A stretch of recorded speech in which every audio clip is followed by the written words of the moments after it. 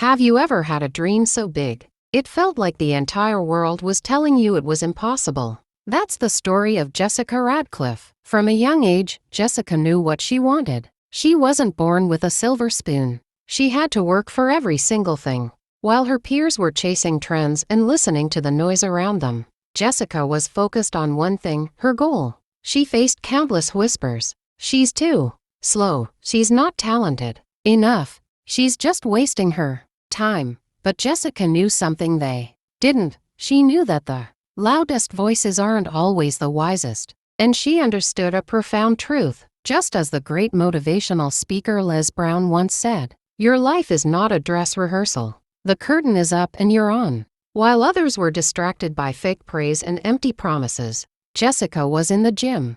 While they were listening to gossip, she was listening to her coaches. She built her dreams in silence, away from the judgment of those who didn't understand. Her journey wasn't a straight line. She had setbacks, injuries, and moments of doubt. But every time she fell, she got back up, not for the crowd, but for herself. As Tony Robbins famously put it, it's not what we get, but who we become, what we contribute, that gives our lives meaning.